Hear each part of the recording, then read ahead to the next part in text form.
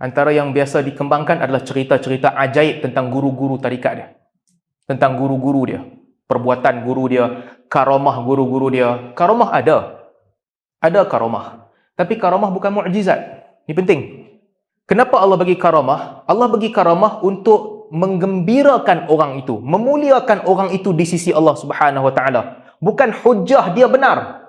Allah bagi mukjizat untuk melemahkan musuh. Nampak beza dia? Karamah bukan untuk melemahkan musuh. Karamah adalah pemberian kelebihan yang Allah bagi kepada sebahagian hamba Allah. Tapi mukjizat Allah bagi kepada para rasul untuk melemahkan, yu'jiz, melemahkan musuh-musuh, mengalahkan musuh-musuh. Beza karamah dengan mukjizat. Sebahagian orang dia angkat karamah tu, dia letak kedudukan sama macam mukjizat. Kena ikut guru aku sebab guru aku ada karamah. Tak. Itu bukan fungsi karamah.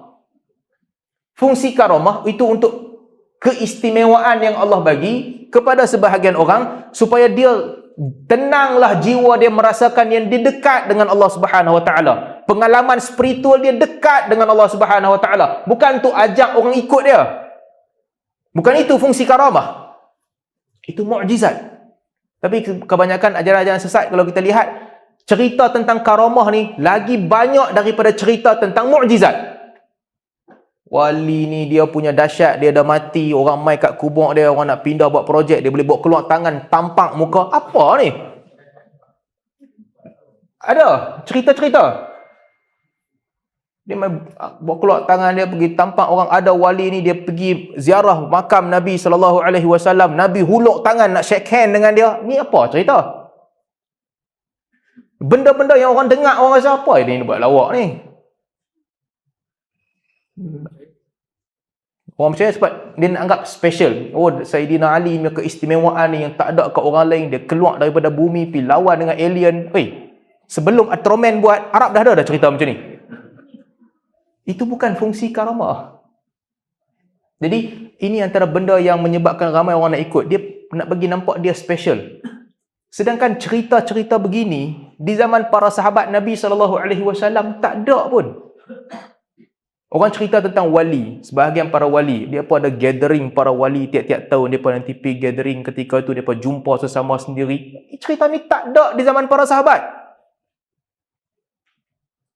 Ini bukan PIBG, ada meeting tiap-tiap tahun nak berjumpa. Ini cerita wali-wali. Tak ada. Di kalangan para sahabat Nabi SAW, bukan itu perbincangan mereka. Bahkan keistimewaan yang ada pada Nabi SAW, orang lain tak ambil pun.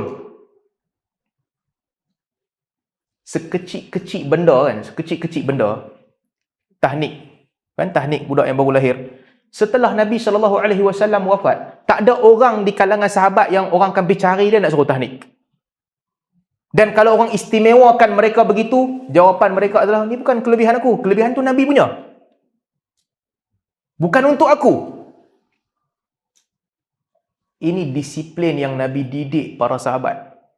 Tapi sebaliknya, kebanyakan ajaran sesat, dia angkat tokoh lebih daripada tahap sepatutnya.